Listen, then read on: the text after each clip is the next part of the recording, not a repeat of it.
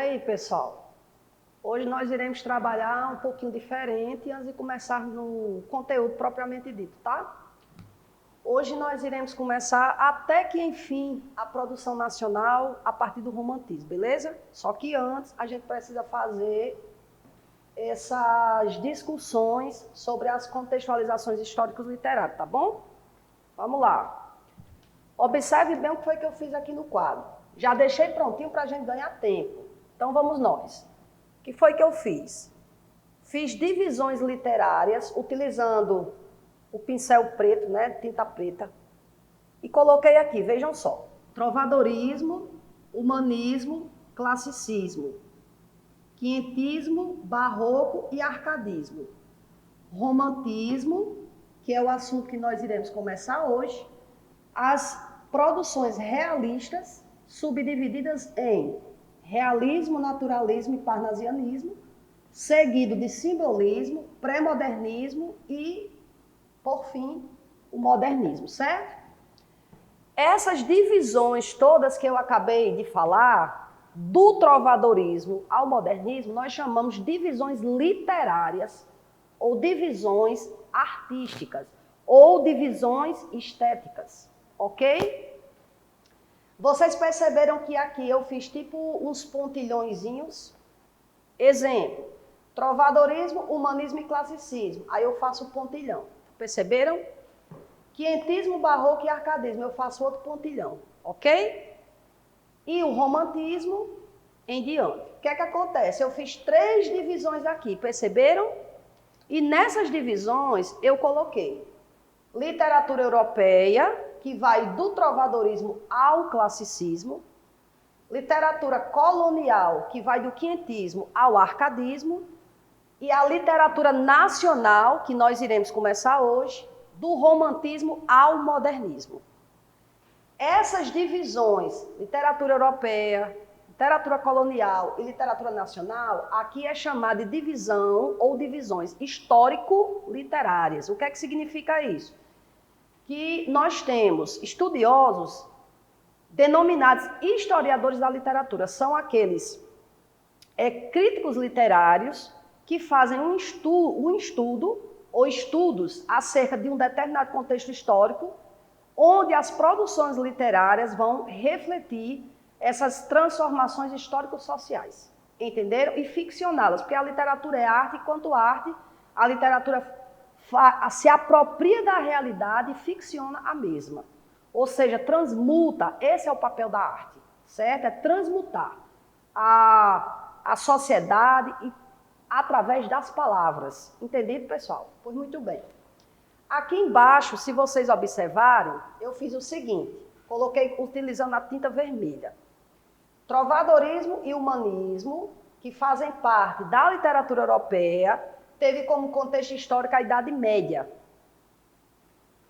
O classicismo, quinhentismo, barroco e arcadismo fizeram parte do chamado contexto histórico denominado Idade Moderna, também conhecido como Renascença ou Renascimento. Do romantismo ao modernismo, nós temos aqui a última divisão, por enquanto, histórico-literária, histórica, denominada Idade Contemporânea. Ficou claro? Então, o que é que acontece? Essas 3 divisõezinhas que eu fiz aqui embaixo, elas são chamadas divisões históricas. Então, se vocês estivessem aqui em sala, presencialmente comigo, eu ia fazer uma pergunta. A seguinte, pessoal, quantas divisões nós temos aqui no quadro? E esperar vocês me responderem, né? Por exemplo, quantas divisões literárias nós temos?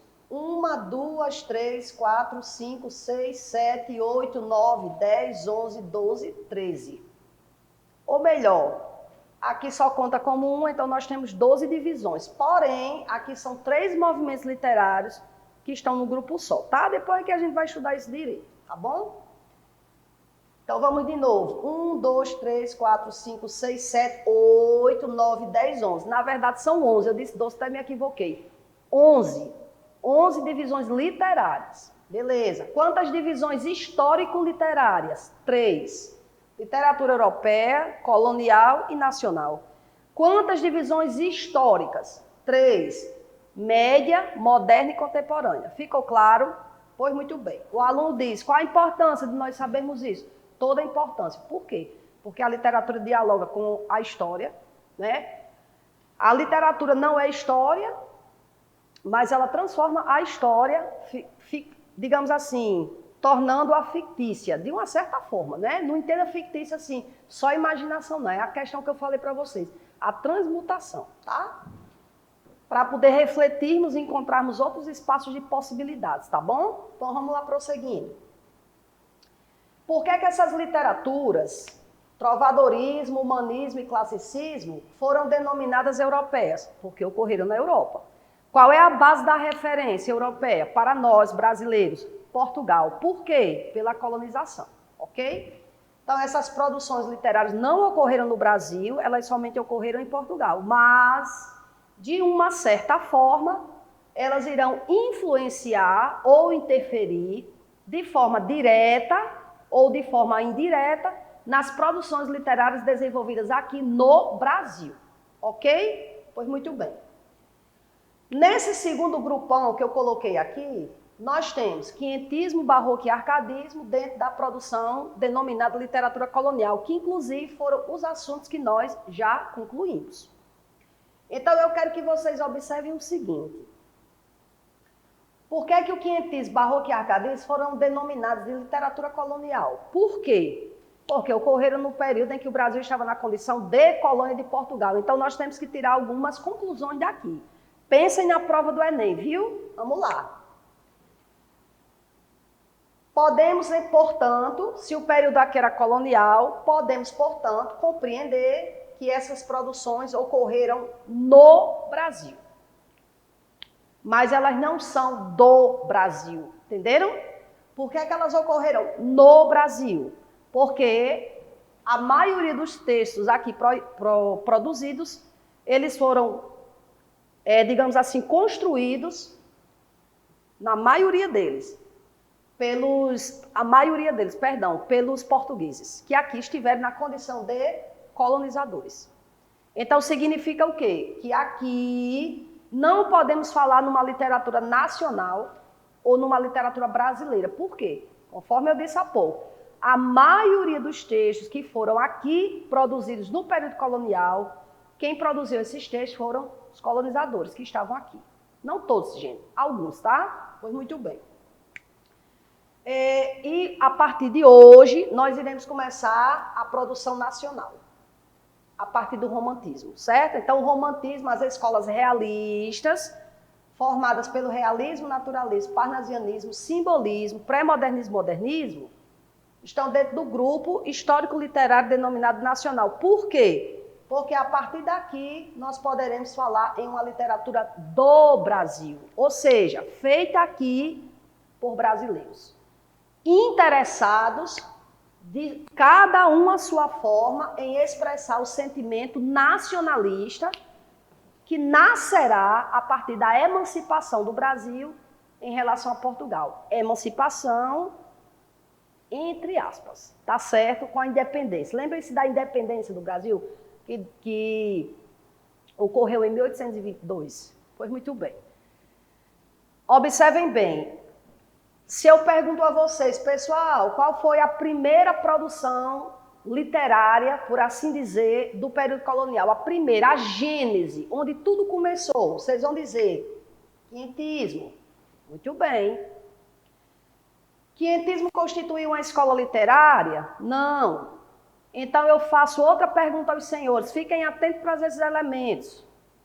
Qual a primeira escola literária desenvolvida no Brasil? A primeira. Barroco. Por que foi a primeira desenvolvida no Brasil? Porque o Barroco, de fato, constituiu um movimento literário. Uma vez que houve intenção artística, ao contrário do quinhentismo, que só teve a finalidade de quê? De informar, como prestação de contas, ao rei de Portugal, o que fosse do interesse do mesmo. Entendido? Muito bem, vamos lá. Arcadismo, que foi o último assunto que nós estudamos. Arcadismo, segunda e última escola literária do período colonial. O que é que nós devemos nos lembrar? Vamos nós fazer um apanhadozinho para vocês. Quinhentismo, século XVI, barroco, século XVII, arcadismo, século XVIII. Ou seja, séculos XVI, XVII e XVIII constituem os 3 séculos de vida colonial no Brasil. Entenderam? De vida colonial no Brasil. Eu estou aqui utilizando expressões que eu já vi em provas de vestibular, para vocês já irem se familiarizando muito mais, tá certo? Pois muito bem. O que é que nós aprendemos quando estudamos o barroco? Não sei se vocês se lembram, mas eu lembro que eu falei. Todo movimento literário, ou seja, toda a escola literária, ela, quando surge, ela surge em oposição ao movimento literário anterior. Ok? Vamos a esse raciocínio. Quando o arcadismo surgiu, ele surgiu em oposição ao barroco. Por exemplo, o barroco foi marcado pela contradição. Lembram? Resultado da Contra-Reforma, cujas ideias religiosas, espirituais, entraram em choque, entraram em conflito com o pensamento vigente, ideologicamente falando, da época. Que época? Contexto da Idade Moderna ou Renascença. Professora, qual era essa ideologia, esse pensamento que predominou na Renascença ou na Idade Moderna, que entrou em choque com a Contra-Reforma? O pensamento antropocêntrico. A sociedade, neste momento histórico, já vivenciava o antropocentrismo, ou seja, o homem, antropos, era o centro do universo e a medida de todas as coisas. Quando a Contra-Reforma ocorre, ou seja, a reação da Igreja Católica ao protestantismo que crescia rapidamente na Europa com o apoio da burguesia, vocês já sabem isso melhor do que eu. A Contra-Reforma causou nesta sociedade, neste indivíduo, neste homem, estou falando no sentido geral, portanto no sentido universal, causou um conflito. Que conflito foi esse? O homem, o ser humano, ficou dividido entre pecar na sua condição humana e buscar salvar a alma. Esse conflito ficou registrado na literatura do barroco. Tanto é assim que o barroco é chamado a arte da indisciplina. Lembram disso, da contradição? Pois muito bem. Resultou, portanto, nos textos do barroco, uma complexidade quanto à compreensão do leitor. Já que os textos do barroco eram textos extremamente herméticos. O que é isso, professora? Truncados, textos onde muitos recursos estilísticos, as chamadas figuras de linguagem, foram usadas, atenção, abusivamente. O que é que acontece? Quando o arcadismo surge, eu estou fazendo um apanhado geral, uma breve revisão antes de começar no romantismo. O arcadismo, quando surge enquanto movimento literário no Brasil, do século XVIII, eu só estou centralizando no Brasil, eles irão surgir em oposição ao que eu acabei de falar sobre o barroco. Por exemplo, o que é que o arcadismo buscava em termos de produção literária? A clareza de ideias. E para isto, o que é que os arcadistas fizeram? Buscaram desenvolver textos obedecendo à ordem direta das palavras na construção do texto. Entendido? Se distanciando, por exemplo, dos hipérbatos, que o barroco fez bastante uso. Milka, o que é um hipérbato? O hipérbato é uma figura de construção sintática que implica na inversão das palavras quanto à sua ordem de construção no texto, de forma mais apurada. Dá um exemplo rapidamente aqui para os senhores e as senhoras. Lembrem-se do hino nacional? Ouviram do Ipiranga as margens plácidas de um povo heróico o brado retumbante. Vamos só lembrar desse pedacinho. Se eu perguntar aos senhores qual é o sujeito dessa oração, vocês podem até saber, mas dá trabalho. Por quê? Porque a ordem está toda inversa. de forma exagerada. Nós chamamos isso de hipérbato. Vamos lá. Qual o sujeito desta oração? Ouviram do Ipiranga as margens plácidas de um povo heróico brado retumbante. Olha o sujeito qual é? As margens plácidas do Ipiranga. Olha o verbo, onde é que está? Lá no começo. Olha. Ouviram. O quê? O brado retumbante. De quem? De um povo heróico. Então, a ordem indireta, veja. Olha. Ouviram do Ipiranga as margens plácidas de um povo heróico, o brado retumbante. Agora vamos tornar direta, para ver se não facilita. As margens plácidas do Ipiranga ouviram o brado retumbante de um povo heróico. Qual das duas? Vejam que é a mesma oração. Qual das duas fica mais fácil para o leitor entender? A segunda. Por quê? Porque a ordem está direta. O primeiro exemplo, que é o correspondente ao hino nacional original, seria um exemplo de uma das figuras que o barroco mais fez uso, que foi o hipérbato, junto com outras tantas figuras de linguagem, o que gera maior truncamento no texto, lá do barroco. Os árcades buscam exatamente utilizar a ordem direta para buscar clareza de ideia, se opondo, por sua vez, a essa complexidade discursiva dos textos barrocos. Lembrem-se que lá no barroco nós tivemos um padre, por exemplo, que foi o padre Antônio Vieira, considerado o maior orador sacro de todos os tempos e o maior da língua portuguesa. E nós não temos só Portugal e Brasil com o idioma oficial da língua portuguesa, nós temos outros tantos. Entendido, pessoal? Pois muito bem. Por que é que eu estou explicando isso? Primeiro, porque eu quero. Segundo, porque eu vou precisar disso aqui, e vocês também, teoricamente, para compreendermos as produções que virão. Quando eu falo as produções que virão, posteriores ao período colonial. Ficou claro? Muito bem. Lembrem-se que o arcadismo opta por posicionar-se em defesa de um único pensamento. Qual foi o pensamento, professora? Que os poetas árcades, que esse movimento literário denominado arcadismo, essa produção literária do século XVIII no Brasil, defendeu o pensamento clássico. Lembram? Tanto foi assim que o arcadismo foi chamado de neoclassicismo. Ou seja, eles foram os novos clássicos. Beleza? Isso será bastante importante, o que eu acabei de falar, será bastante importante para entender mais e melhor o romantismo no Brasil. Ou o romantismo no mundo inteiro, como queiram, no mundo ocidental, né? Pois muito bem, vamos lá. Professora, diga, aluno, o que é que o romantismo tem a ver com o arcadismo? Lembra do que eu falei no comecinho dessa explicação de hoje? Todo movimento literário se opõe ao anterior. Então, botem logo na cabeça. Se o arcadismo, também chamado de neoclassicismo, porque optou por defender e fazer uso do pensamento, das ideias e da estética clássica, que é uma estética rigorosa, normativa, o romantismo negará o clássico, atenção, e resgatará o pensamento vinculado e a literatura vinculada à simplicidade no quesito denominado arte popular.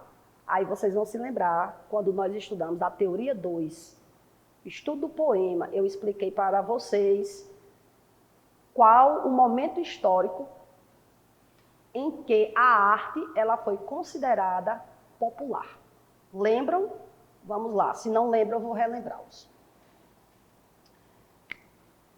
O romantismo nega o clássico, não é? Acompanhe meu raciocínio.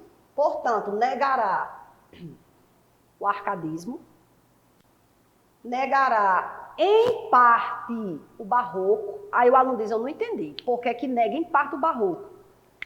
O barroco não foi a arte da contradição, do conflito, da irregularidade, da indisciplina, da ambiguidade, do antagonismo, da sinuosidade, da assimetria. Lembram disso? Por quê, professora? Porque o barroco ele foi, atenção, 50% defensor da arte clássica e 50% ele foi defensor da arte pop, ou seja, popular. O que é que eu quero dizer com isso? Quero dizer a vocês o seguinte, que no Barroco nós vimos aqui a tentativa de unir o que não se une, polos antagônicos. Ou seja, esse 50% clássico que foi usado aqui, foi justamente devido ao pensamento da época, da Renascença, onde nós temos aqui o predomínio do chamado antropocentrismo. Lembram disso? Esses outros 50% que se refere à arte popular foi resultado justamente disso, olha, da chamada contra-reforma. Ok? Aí o aluno diz, não entendi não, por que a contra-reforma tem a ver com o fato do Barroco ter recuperado elementos populares? Aí é que vocês se enganam, tem tudo a ver.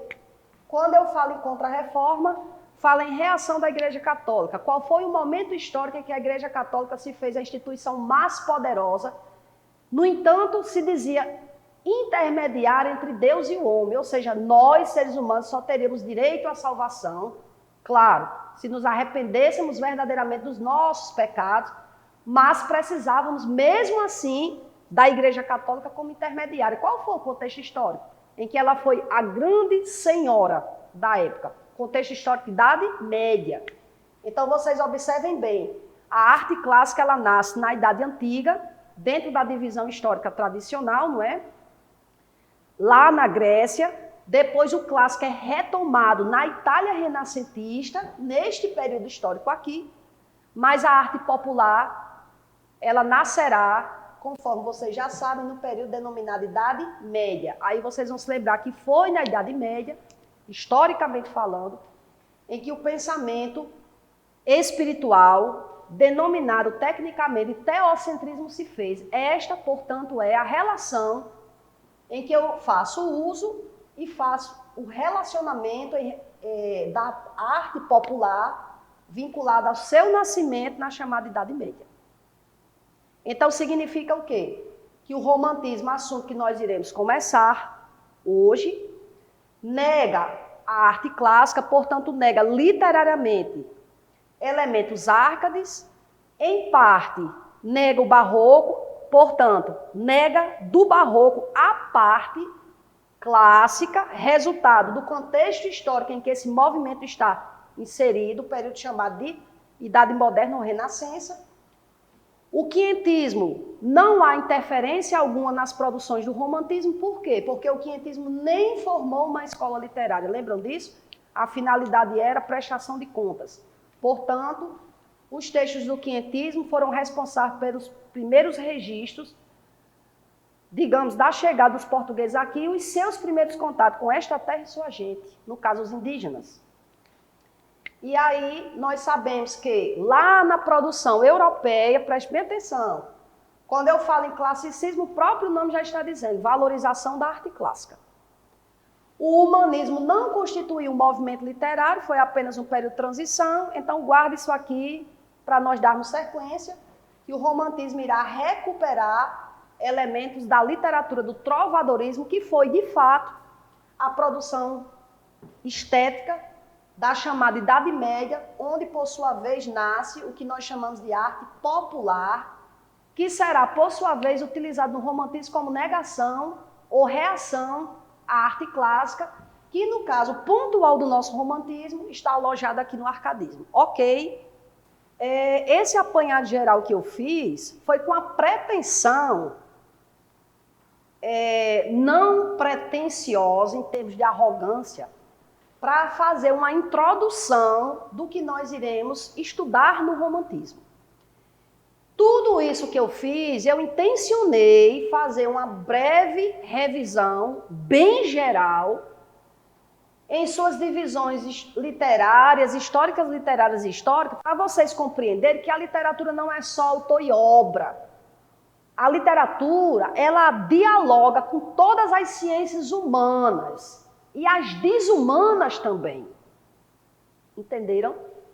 Então, vocês observem bem, eu vou apagar isto aqui, mas antes, peço aos senhores e às senhoras que não esqueçam que o romantismo nasce aqui no Brasil no século XIX, num contexto histórico denominado Idade Contemporânea, onde a burguesia, aqui no Brasil, já está no poder, já conquistou a sua ascensão. Se vocês se lembrarem, essa mesma burguesia que hoje está em ascensão no Brasil, lá no período do arcadismo, portanto, lá no século XVIII, essa burguesia lutava por emancipar o Brasil. Mas ela ainda não tinha conquistado o seu poder.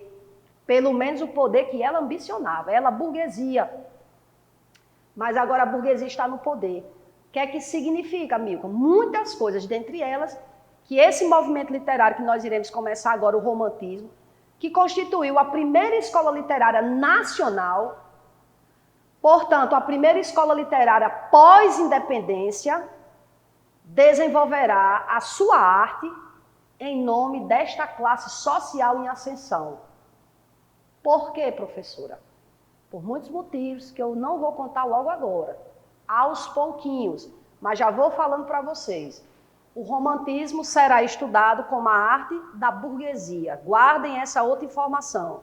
Por que é que o romantismo é a arte da burguesia? Porque o romantismo irá fazer da burguesia o seu público-alvo, o seu público leitor e consumidor. As razões que levaram os escritores do romantismo a isso, nós iremos discutir ao longo das explicações. Beleza? Então, guardem esses pontos para nós começarmos agora a estudar o romantismo. Quais são os pontos exatos? Romantismo nega o clássico e retoma elementos medievais em termos de uso da arte popular. E os senhores vão ter que se lembrar de algumas explicações que já foram dadas, como, por exemplo, lá na teoria 3, onde nós estudamos estruturas poéticas populares, como, por exemplo, as sextilhas, setilhas e as décimas, respectivamente, estrofes com 6 versos, 7 versos, 10 versos. Sextilha, setilha e décima, beleza? Nós estudamos também lá na teoria 2 que outras construções poéticas medievais, portanto, de origem popular, já que a arte popular nasceu na Idade Média, nós tivemos as redondilhas, lembram? Redondilhas. Que são as redondilhas, professora? Lembram? Redondilha menor, redondilha maior, respectivamente. 5 sílabas métricas ou poéticas e a outra, 7 sílabas métricas ou poéticas. Redondilha menor 5, redondilha maior 7. Beleza? Essas redondilhas serão reutilizadas pelos escritores do romantismo. Assim como as sextilhas, setilhas e décimas. Beleza? Por quê? Porque o romantismo irá negar a arte clássica, nós iremos saber também por quê, e retomará a arte popular de origem medieval. Ficou claro? Então agora vamos começar o estudo sobre o romantismo. Vou apagar aqui, né, para dar uma limpa e nós começarmos as discussões, porque tem muita coisinha para estudar. Hoje a nossa aula será introdutória, viu, gente? Aquela geral. Na próxima semana, aí vocês entrarão comigo, de fato, nos textos do romantismo. Mas, por enquanto, ainda não podemos fazer isso, porque senão eu prejudico vocês, tá bom? Aqui eu tenho que dar um embasamento teórico todinho. Pois vamos lá. Antes de nós começarmos a estudar o romantismo no Brasil ou fora do Brasil, eu faço uma pergunta a vocês. Pergunta simples, mas ela precisa de um raciocínio perspicaz. Vamos lá. Romantismo.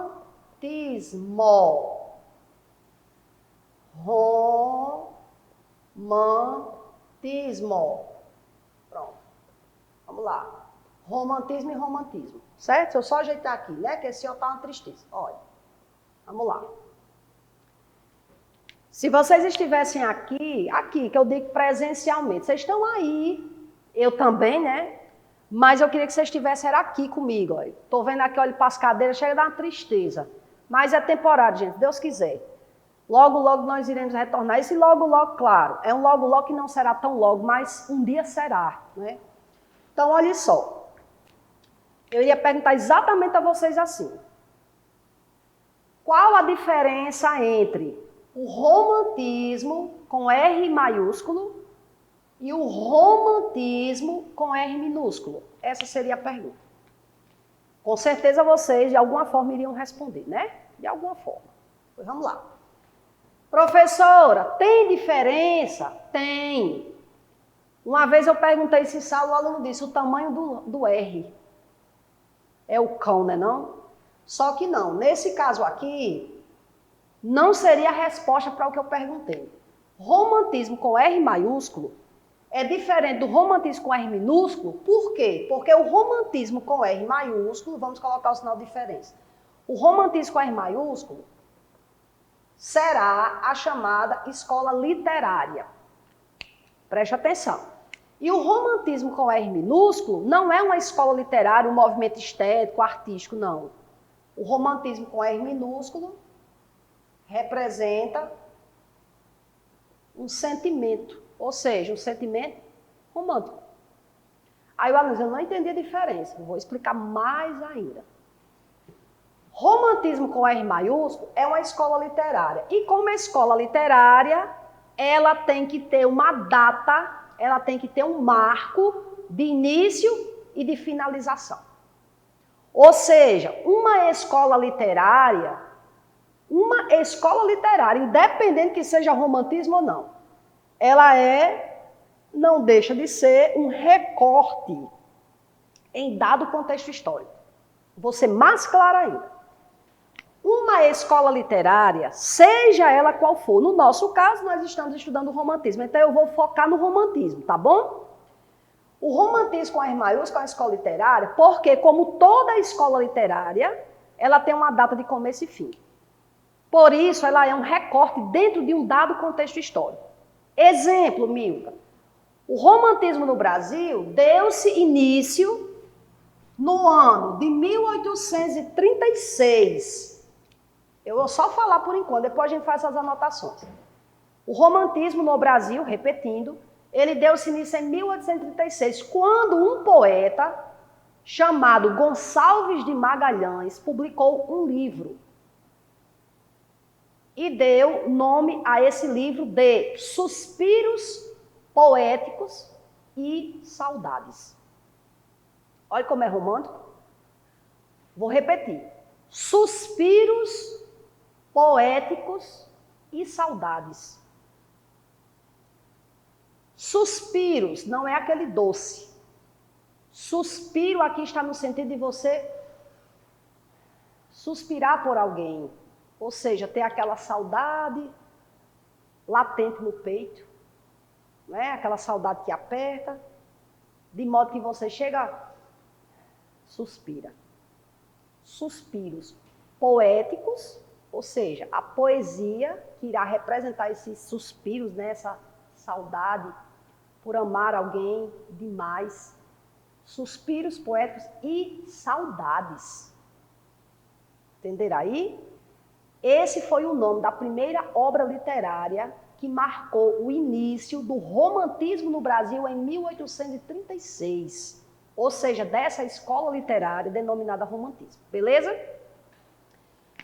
Este movimento literário que nós estamos começando a estudar, que deu-se início em 1836, através da obra que eu citei há pouco tempo, vai até aproximadamente 1881, quando o escritor Machado de Assis inaugurará o realismo no Brasil ao publicar a obra Memórias Póstumas de Brás Cubas.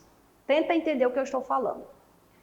O romantismo dá-se início em 1836 e o seu final consta de 1881. Lembre-se que eu já dei essa explicação também para vocês, que um movimento literário nasce quando o outro termina. Beleza? Então, voltando aqui, o romantismo com R maiúsculo constitui uma escola literária que, por sua vez, tem que ter, é obrigatório, uma data de começo e uma data de fim. Isso significa o quê? Vejam só. Vamos pegar as datas que eu coloquei ali, né? 1836, 1800 a 1881. Este foi o período histórico em que o romantismo foi denominada a escola literária. Beleza? Aí eu quero que vocês me digam. Anteriormente a 1836, a literatura era denominada romantismo? Não. Era arcadismo. Entenderam? Posteriormente a 1881, a literatura era denominada romantismo? Não. Já nascerão as escolas realistas. Ok? Então significa o quê? Que uma escola literária, ela obedece a um módulo. Ela tem uma data de começo e de fim. Beleza? Já, olha o que eu estou usando. Já o romantismo com R minúsculo, por se tratar de um sentimento humano, não necessariamente o sentimento necessita de uma data de começo e fim. Entenderam? Ou seja, o romantismo com R minúsculo, por se tratar de um sentimento, ele passa a ser, atenção, atemporal. Ou seja, o romantismo com R minúsculo, portanto, o sentimento romântico, por ser humano, intrinsecamente humano, ele é atemporal. O que é que isso significa? Não, aqui é um prefixo de negação, não obedece à ordem cronológica do tempo. E significa que o sentimento romântico ele pode ocorrer em qualquer momento das nossas vidas, em qualquer momento, dentro dos seus contextos históricos. Ao contrário do romantismo com R maiúsculo, que é o movimento literário, e por isto mesmo tem uma data de começo e fim, que no Brasil vai de 1836 a 1881, ao contrário do romantismo, que é um sentimento atemporal, aqui nós temos uma temporalidade. O que é que significa? Que tem um tempo, ou que teve um tempo em que ocorreu. Repetindo, no Brasil, de 1836 a 1881, ponto. Nem antes e nem depois destas datas, o movimento era denominado romantismo. Ficou claro, meu povo? Pois muito bem. Aí vem outra pergunta. Por que é que o romantismo, agora eu já estou falando sobre a escola literária, por que é que o romantismo se chamou romantismo? Já deu para desconfiar? Pois é isso mesmo que vocês estão pensando, viu? O romantismo se chamou romantismo porque fez do sentimento romântico, que é um sentimento muitas vezes exagerado, um sentimento onde o amor é posto como algo assim extremamente nobre e superior, né? Fez desse sentimento romântico o seu alvo principal. Falando do romantismo, um movimento literário de forma geral, tá bom? Vou apagar isso aqui para a gente prosseguir, viu, gente? Vamos lá. Vez por outra eu estou dando uma coçadinha assim, porque aqui tem uma poeirazinha, aí eu fico com o nariz coçando, tá certo? Mas não se preocupe não, quando eu saio daqui já é higienizando tudo, sabe? Às vezes dá vontade até de tocar fogo, mas não tem como, né? Vamos lá, prosseguir. Anotem aqui, pessoal. Romantismo no Brasil, tá? Marco inicial. Lembra que eu falei há pouquinho tempo? A obra Suspiros Poéticos e Saudades. Esse foi o marco inicial. Quem foi o seu autor? Um dos poetas que nós estudaremos dentro da primeira fase ou primeira geração da poesia romântica no Brasil. Quem foi ele? O Gonçalves de Magalhães. Certo? Vamos lá. O contexto histórico aqui no Brasil. Vamos ver como é que estava a nossa situação. Contexto histórico. Olha aí que legal. Nós vamos citar aqui independência, independência do Brasil. Então, vamos lá, pessoal. Em relação ao contexto histórico, dando sequência, né, as explicações, aqui vamos destacar a independência do Brasil e, a partir justamente desse raciocínio, vocês entendam que o romantismo será considerada a primeira escola literária nacional justamente devido ao fato em que o Brasil já havia conquistado a sua emancipação, ou seja, a sua independência, tá certo? Lembrem-se também de associar a essa independência do Brasil um contexto histórico diferente do contexto lá do arcadismo, certo? O contexto econômico, melhor dizendo, diferente do contexto econômico do arcadismo, que lá no arcadismo era o ciclo do ouro, o período aurífero, né? Aqui nós teremos o chamado ouro negro, né? Que foi o café, tá certo? Não esqueçam também que o romantismo constituiu a literatura do século XIX, que será justamente o século em que nós estaremos na condição de nação independente. E não esqueçam também que o romantismo foi denominado a arte da burguesia, porque essa classe social, que lá no período do arcadismo, lá no século XVIII, estava buscando subir ao poder, aqui eles já conquistam a sua ascensão. Ou seja, quando eu falo aqui, é me referindo ao século XIX, tá? Sendo, por sua vez, esta burguesia uma burguesia iletrada. O que é uma burguesia iletrada? Que não tinha maturidade intelectual. Por esta razão, o romantismo surgirá como movimento literário que irá alfabetizar, entre aspas, alfabetizar, ou seja, letrar essa classe social denominada burguesia, que tinha dinheiro, mas não tinha a maturidade intelectual. Por esta razão, o romantismo é subtitulado A Arte da Burguesia, que, por sua vez, se transformou no público-alvo desse movimento literário na condição de leitor, preste bem atenção, viu, gente? Leitor e consumidor. Leitor e consumidor, certo? Por último, vamos aqui ver quais foram os destaques textuais desenvolvidos no romantismo. Primeiramente, a poesia. Nós iremos estudar a partir da próxima semana, né? Essa poesia ela é dividida em 3 momentos, que alguns chamam de fases ou gerações. Primeira fase, segunda fase, terceira fase. Então, nós teremos 3 momentos aqui só para a poesia. Depois foi desenvolvido outro tipo de estrutura textual literária, chamada prosa, que vocês estudaram comigo lá em Teoria 3 com o nome de romance. Lembram disso, pessoal? Romance. Pela primeira vez no Brasil, essa narrativa ficcional, denominada romance, será introduzida justamente no romantismo, justamente na nossa primeira escola literária, certo?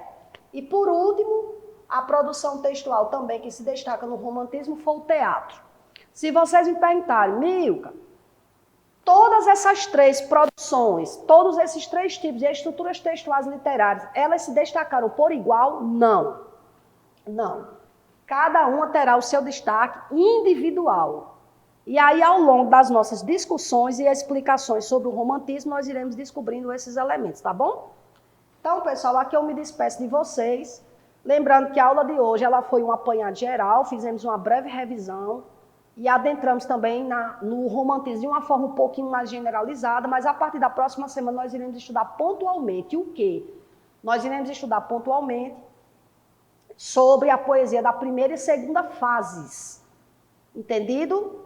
E assim nós iremos fazendo até a conclusão do romantismo. Só peço a vocês que tenham um pouco de paciência, porque esse conteúdo aqui é o conteúdo mais importante do período nacional. Por quê? Porque o romantismo constituiu a primeira escola literária nacional, né? Ou seja, a primeira escola literária pós-independência, e ela será responsável por influenciar, ora positivamente, ora negativamente, os movimentos literários posteriores ao romantismo, tá bom? Pois tá, um abraço, fiquem bem e até o próximo encontro.